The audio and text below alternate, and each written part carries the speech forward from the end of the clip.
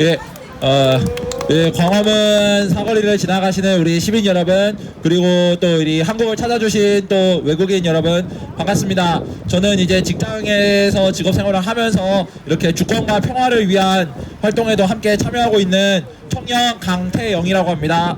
네. 이 자리에서 방금 이제 말씀하셨듯이 이제 우리가 이제 주권을 찾기 위해 가지고 10대 요구안이 있는데 그 중에서 이제 어떤 것을 가지고 얘기를 할까 좀 고민을 해봤습니다. 근데 첫 여는 순서로는 역시 이 광화문이 우리 한국만의 공간이 아니라 세계 속의 한국인 만큼 이 주권을 찾는다라는 것이 세계사적으로도 이것이 얼마나 중요하고 소중한 가치인가, 평화에 대해서 오늘은 좀 말씀을 드리려고 합니다.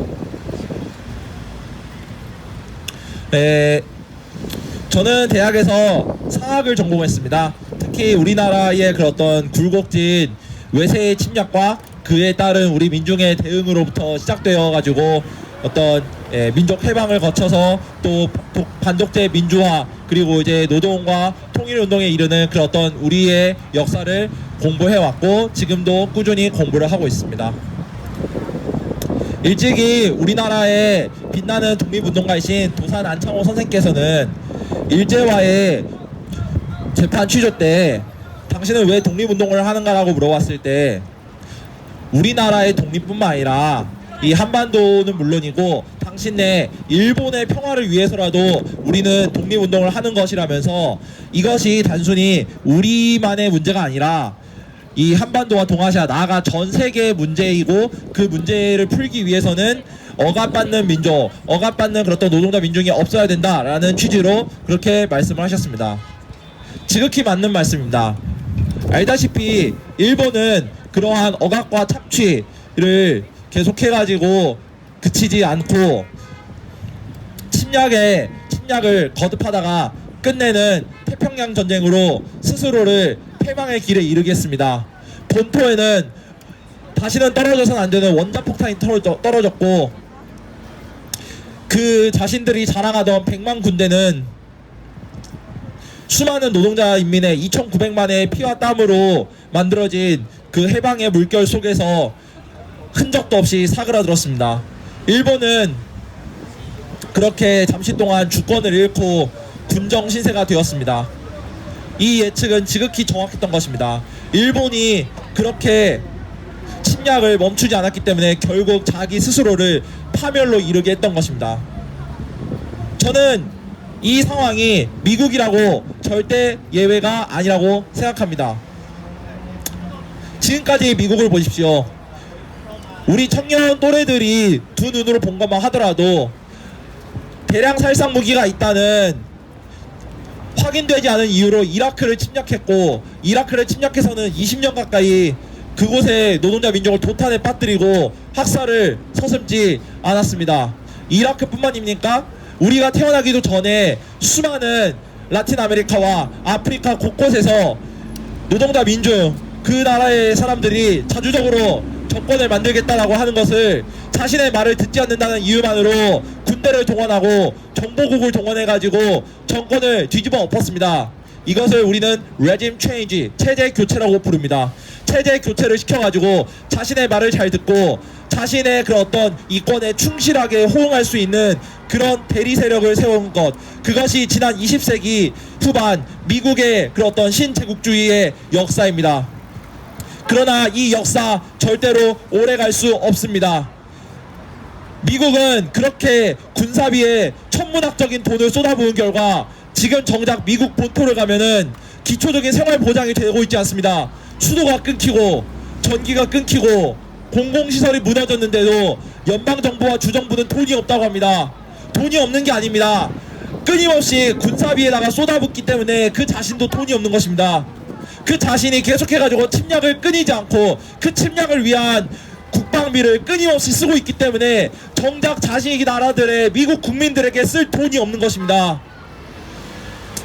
아까 발언자께서 말씀하셨습니다. 예, 우리는 미국과 적대를 하자라는 것이 아닙니다. 미국과 동등하게 지내야 되고, 그리고 미국의 평화를 위해서라도, 우리나라의 평화는 물론이고 한반도와 동아시아 그리고 미국과 전 세계의 평화를 위해서라도 우리는 우리의 주권을 이제라도 온전히 되찾고 미국의 그런 어떤 일방적이고 침략적인 패권에 대해서 반대를 해야 되는, 이것은 어떻게 보면은 세계 속에서의 우리의 의무라고 저는 생각합니다.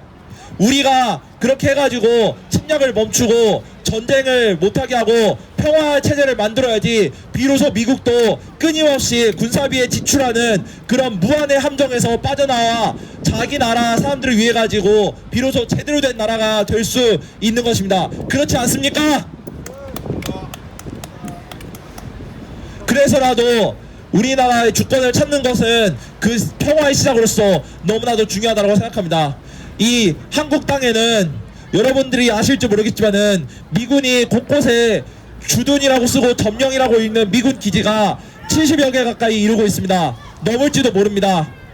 2015년도 부산의 세균 실험실로 들어가듯이 미국은 지금 이 순간에도 한국을 어떤 발판과 전투 기지로 삼아가지고 자신들의 어떤 패권을 확장하고 침략하는 행위를 그치지 않고 있습니다.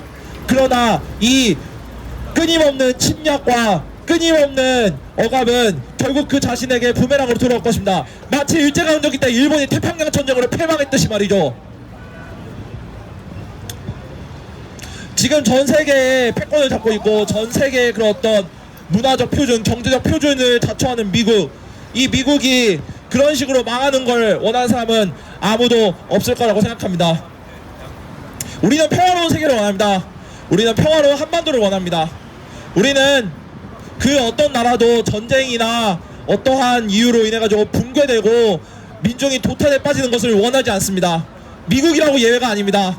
어떤 국회의원께서는 그렇게 말씀하셨습니다. 미국의 노동자 민족은 아름답습니다.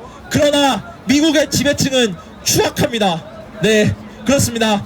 우리는 미국 사람들을 사랑합니다. 미국의 날마다 생업에 종사하고 오늘 이 순간에도 민주주의와 평화를 위해서 끊임없이 종사하는 미국 사람들, 우리는 지지하고 좋아합니다. 바로 그렇기 때문에 우리가 그런 평범한 사람들을 좋아하기 때문에 그 평범한 사람들을 평범하게 평화롭게 살지 못하는 그런 어떤 미국의 제국주의적인 체제, 그 패권, 그 군사력, 안보와 통상을 묶어가지고 한국을 압박하는 것, 억압하는 것, 착취하는 것, 여기에서 우리는 아닌 건 아니라고 우리의 목소리를 내고 우리의 주권을 공고히 하고 우리의 주권을 바로 세우고 찾아올 수 있어야 합니다. 그럴 때 비로소 우리는 평화로운 나라에서 살 수 있을 것이고 평화로운 세계에서 살 수 있게 될 것입니다. 그렇지 않습니까? 그런 점에서